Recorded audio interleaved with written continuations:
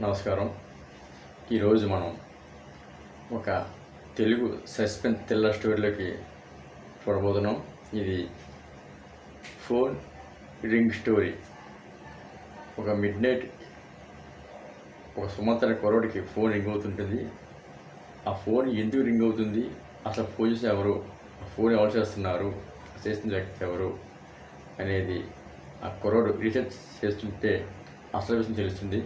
ఆ విషయం ఏమిటి, ఆ ఫోన్ చేసిన వ్యక్తి ఎవరు, ఆ అమ్మాయికి ఈ అబ్బాయికి సంబంధం ఏంటి, ఇలాంటి విషయాలు ఈరోజు ఫోన్ రింగ్ అవుతుంది అనే ఈ హర్రర్ స్టోరీలో మీరు ఈ విషయం తెలుసుకుంటారు. అదేవిధంగా ఈ ఛానల్ ఫస్ట్ టైం చూసిన వాళ్ళు తప్పకుండా సబ్స్క్రైబ్ చేసుకోండి.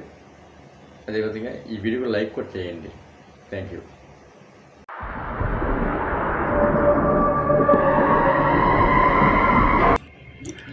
స్వాగతం మై ఛానల్. ఈరోజు కొత్త స్టోరీ, రాత్రి ఫోన్ రింగులు. Telugu thriller story. రాత్రి 11:45 నగరం నిశ్శబ్దంగా ఉంది. వీధుల్లో వాహనాలు శబ్దాలు కూడా ఆగిపోయాయి. ఇంటి లోపల కేవలం గడియారం టిక్ టక్ టిక్ టక్ అని వినిపిస్తుంది. అప్పుడు అకస్మాత్తుగా ఫోన్ రింగ్ అవుతుంది. ట్రింగ్ ట్రింగ్ అంటూ. సుమంత్ ఒక్కసారిగా నిద్ర లేచాడు. అతను ఒంటరిగా ఉంటాడు. ఐటీ కంపెనీలో పనిచేస్తున్నాడు. రాత్రి లేట్ షిఫ్ట్ల వల్ల తరచుగా ఒత్తిడిలో ఉంటాడు. ఫోన్ రింగు ఆగకపోవడంతో నిద్రలో ఉన్న సుమంత్ ఫోన్ ఎత్తాడు. హలో, ఎవరు? సుమంత్ తల బద్దులుగా అడిగాడు. ఏ జవాబు రాలేదు. కేవలం శ్వాస శబ్దం మాత్రమే. హలో, ఎవరు బాబు ఈ టైంలో? Still silence. అతను ఫోన్ పెట్టేశాడు. దానిని సరదాగా తీసుకున్నాడు. ఏదో ట్రంక్ కాల్ అయ్యి ఉంటుందేమో అని అనుకున్నాడు. కానీ కొన్ని సెకండ్లకే మళ్ళీ ఫోన్ రింగ్ అయింది. మళ్ళీ అదే నంబర్. ఫోన్ స్క్రీన్ మీద అన్నౌన్ నంబర్ మాత్రమే కనిపిస్తుంది.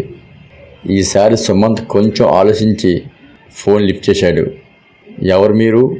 ఎందుకు కాల్ చేస్తున్నారు అని గట్టిగా అడిగాడు. అప్పుడు ఫోన్ ఆ చివర నుంచి ఒక మృదువైన మహిళా స్వరం వచ్చింది. సుమంత్ అని. సుమంత్ ఒక్కసారిగా షాక్ అయ్యాడు. అతను ఒక్కసారిగా లేచి కూర్చున్నాడు. నువ్వెవరు? నా పేరు నీకెలా తెలుసు అని. కానీ అప్పటికే కాల్ డిస్కనెక్ట్ అయిపోయింది.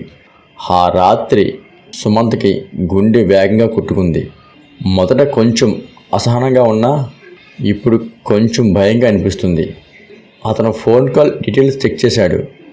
నంబర్ 000 అంటే అది ఒక డెడ్ నెంబర్, సర్వీస్లో లేని నెంబర్. తల పట్టుకుని ఊగిపోతున్నాడు. ఏదో ఫ్రాంక్ కాల్ అయి ఉంటుందేమో అని అనుకున్నాడు. కానీ ఆ రాత్రి అంతా నిద్ర రాలేదు. మరుసటి రోజు ఆఫీస్కి వెళ్ళి ఆ సంగతిని తన ఫ్రెండ్ రవికి చెప్పాడు. రవి నవ్వుతూ అన్నాడు, అయ్యా, నీకు స్ట్రెస్ ఎక్కువైంది, గోస్ట్ కాల్స్ అనుకోకు అని అన్నాడు. కానీ సుమంత్ కూడా నవ్వుకున్నాడు. కానీ మనసులో భయం మాత్రం అలాగే ఉంది. 2 రోజుల తర్వాత మళ్ళీ అదే టైం 11:45 రాత్రి ఫోన్ మళ్ళీ రింగ్ అయింది. ఈసారి సుమంత్ ముందే సిద్ధంగా ఉన్నాడు. ఏం కావాలి నీకు అని గట్టిగా అన్నాడు. ఫోన్లోని స్వరం ఒక్కసారిగా స్పష్టంగా వినిపించింది. నువ్వు నాకు చేసినది గుర్తుందా సుమంత్ అని. అతను ఆశ్చర్యంగా ఫోన్ చూశాడు. నేను ఎవరికి ఏం చేయలేదు, నువ్వెవరు అనేసి అన్నాడు. స్వరం నవ్వింది. ఒక చల్లని భయంకరమైన నవ్వు. నువ్వు మర్చిపోయావు, కానీ నేను కాదు అంటూనే కాల్ డిస్కనెక్ట్ అయ్యింది. ఇక సుమంత్ నిశ్చయంగా అనుకున్నాడు, ఇది సాధారణ విషయం కాదు. అతను మొబైల్ కాల్ రికార్డ్స్ తీసుకెళ్ళి పోలీస్ స్టేషన్కి వెళ్ళాడు. ఇన్స్పెక్టర్ రమేష్ చూసి అన్నాడు, ఈ నెంబర్ అసలే ఎగ్జిట్ అవడం లేదు సుమంత్ గారు, డెడ్ నెంబర్ అనేసి అన్నాడు. సార్, డెడ్ నెంబర్ నుంచి కాల్ రావడం అంటే ఎలా అనేసి విచిత్రంగా అడిగాడు సుమంత్. ఇన్స్పెక్టర్ చల్లగా అన్నాడు, సాధారణంగా కాదు, కానీ కొన్నిసార్లు టెక్నిక్ గ్లిచ్లు కాదు, ఆత్మలు మాట్లాడతాయి అంటారు. సుమంత్ తల ఊపాడు. నాకు అర్థం కావడం లేదు అనుకున్నాడు. సుమంత్ ఇంటికి వచ్చి పాత ఫోటోలు చూస్తూ ఉన్నాడు. అప్పుడు ఒక ఫోటో అతనికి చేతికి తగిలింది. అది నేహ అనే అందమైన అమ్మాయి ఫోటో. అతని పాత కాలేజ్ ఫ్రెండ్ మరియు ప్రియురాలు.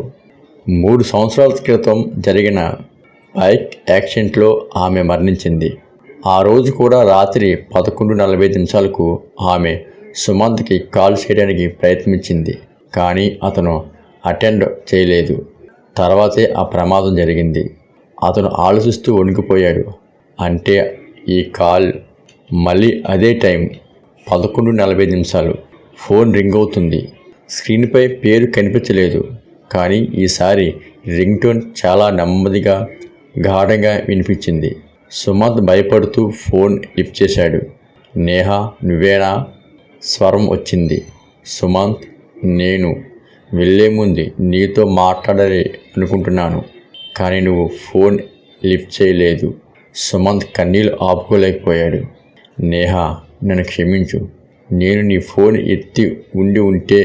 స్వరం నిశ్శబ్దమైపోయింది. నేను ఇప్పుడు ప్రశాంతంగా ఉన్నాను, కానీ నీలో ఉన్న గిల్టీ వదిలేయి. నువ్వు ఇంకా బ్రతిగా ఉన్నావు, జీవించు. కాల్ డిస్కనెక్ట్ అయ్యింది. ఈసారి ఎప్పటికీ.